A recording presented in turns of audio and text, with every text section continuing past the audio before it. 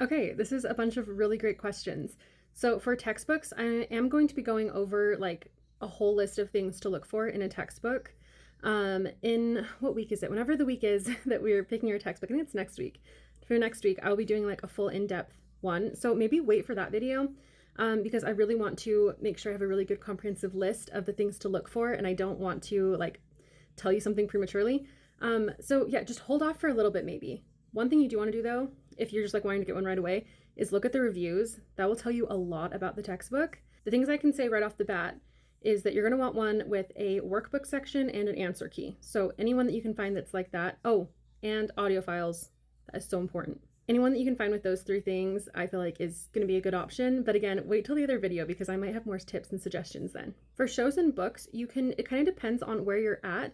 There's this thing called comprehensible input where it's basically like something that you can understand, but like barely not understand, if that makes sense. So it's like just barely above where you're at so that it stretches you enough to actually learn something.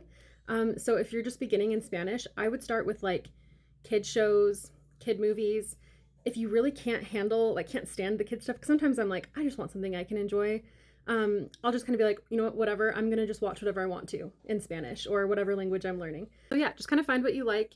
I do feel like the comprehensible input route is more efficient, but language learning isn't always about efficiency. It's also just about like what will you do and what will be fun for you that you'll like keep doing consistently. If you're looking for good kids shows in Spanish, I would definitely look on Disney Plus. They have like pretty much all of their movies also have Spanish audio, and a lot of times like we've already seen them, so we know the storyline. For books, I know that like at least at my Barnes and Noble, they have a whole Spanish book section, so you can find a book there. They have like a kids Spanish book section in mine at least. You can also look at libraries. A lot of libraries will have Spanish kid books. The only thing I would say with that is like I'd be careful not to like take all of them just in case there are kids who like only speak Spanish who are needing those books. Also, Kindle. If you read on a Kindle, there are a ton of books in Spanish on there too. If you have the Kindle Unlimited, there are a ton that you can do for free on there as well.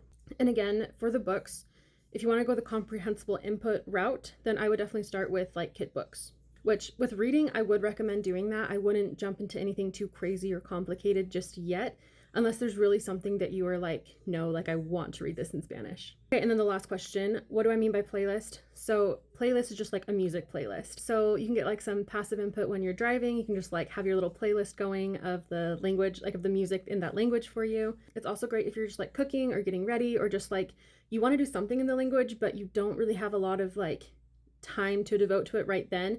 You can at least do like some music and get some input that way. I'm super excited for this challenge, and I'm so excited there's so many people that are wanting to do it with me. I cannot wait for January 1st.